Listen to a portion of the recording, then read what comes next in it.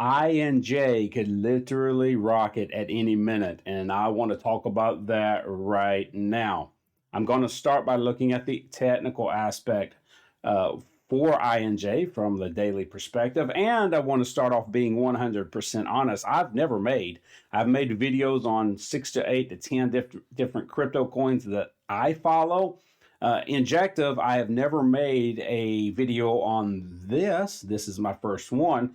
So we'll go through discovery together, and depending on reactions and traffic to the video, I might make more. I'm trying to find some coins that don't get a lot of videos on YouTube, but just because I like to figure out the new stuff and some of the stuff that other people aren't paying attention to. So I came across INJ and thought, what the heck? Let's take a look. Here is Injective. I'm going to go to give me some perspective, coinmarketcap.com to find out how big of a coin INJ is. Okay, it's number 27, so it is a large size coin. Number 27 is pretty good size. It's so certainly have something to talk about here. Let's look at the daily. All right, so this is the daily zoomed out. I can see that we are really close to all-time highs is really where we're at. We're right here at right around 38 right now. Most altcoins were not at all-time highs, especially altcoins of this size market cap. So INJ has really taken off lately. Before this run up, which I'll get to in a minute, looks like the high was about 27 back here in May of 2021. And I want to look and see how INJ behaved in October. Where were we in October? Let's say we were at 7, just to give us a nice round number. All right, so 7 times 5 would be 35. 7 times 6 is 42. So from October to the high right here in January was about, what did I go? About 650% increase, if my math is right. 6.5 times INJ went from 7 to a high of around 45. Now, right off the bat, I say this. If you were in INJ before October, congratulations. You are doing fantastically well and have thoroughly enjoyed this crypto ride. I've been in some coins that did well during October, November, December, but my highs were about 250 and 300%. They were not 600%. So if you were in INJ starting from October, you are a very happy camper. Now, let's say the middle of December, so going on 2 months here, we have been solidly in a range that INJ has created for itself, and it's really no historical context to it because we are above previous all-time highs. So we have to look and see what range it has carved out for itself. And it looks like 30 is an important level. That's what this line is right here. I'll come back to that in a minute. And right around 45 is an important level as well. It's interesting. Both of those are nice round numbers, which you would expect because that's what humans gravitate to, is nice round numbers. And humans gravitating to those round numbers obviously develop algorithms, and those algorithms are prepared and developed to react around those round numbers. And that's why we see things like this. Right? The market consistently coming to and reacting around these levels of support and resistance. So we're pretty well flat here, which after a 600% run up, that's perfectly fine. My point in the video, though, is that INJ could literally break out at any minute. Now, let me give you an example. Let me give you several examples, okay? And what I mean by breakout is we could get above this 45. Literally, I'm not exaggerating. Literally any minute.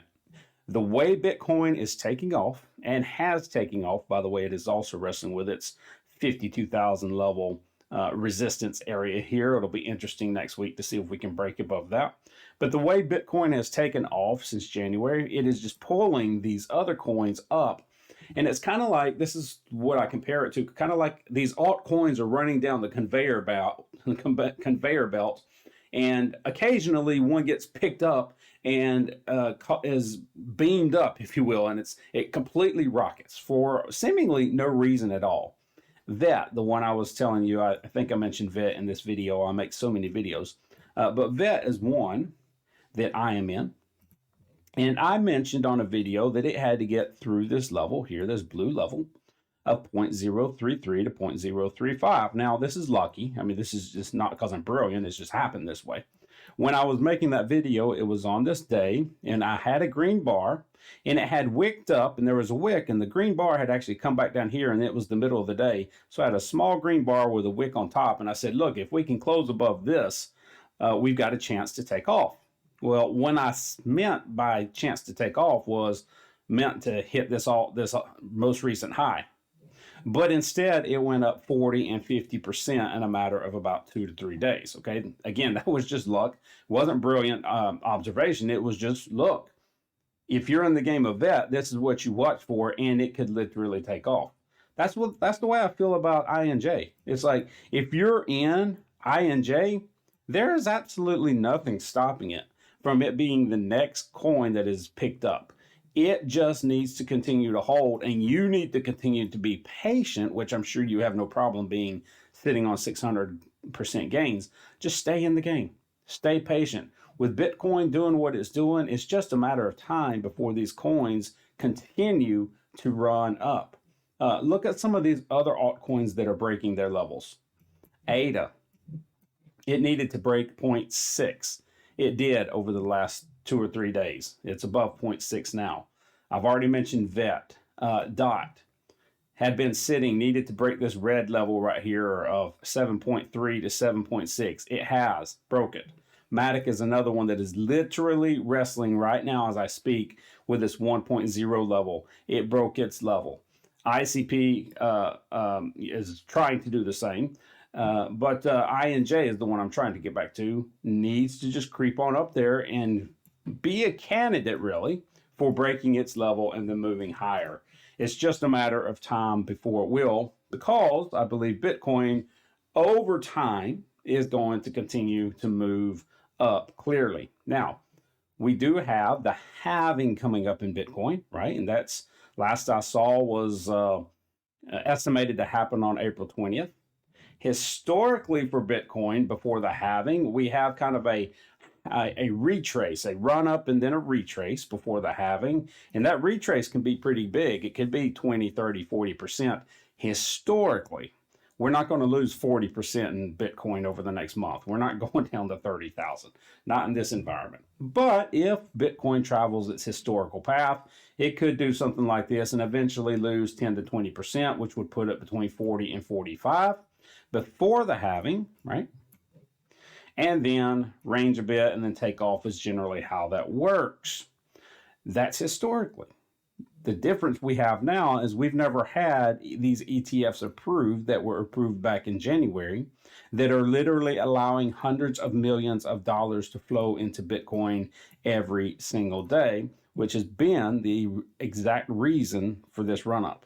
This run up has not been because, oh, we're in the bull run. Oh, it's not. There's literally a reason for this move up. It's because we're getting $400 and $500 a day coming into these Bitcoin ETFs. And here's a fun fact. Did you know that over the last 6 months, 80%, well, let me say it this way, 80% of Bitcoin has not changed hands in the last 6 months. That means 80, and why would it, right? Like if you were holding Bitcoin, why would you be selling? So not only are we having all this money coming into Bitcoin, but there's really no place to put it because 80% of people are like, I ain't selling my Bitcoin, right? And so there's nobody to sell the Bitcoin. There has to be a transaction on the other side of all these millions of dollars coming in. So even only 20% of available Bitcoin is being bought and sold. You've got a supply and demand situation there. You've got very limited supply and a continuously growing demand, and that's the result.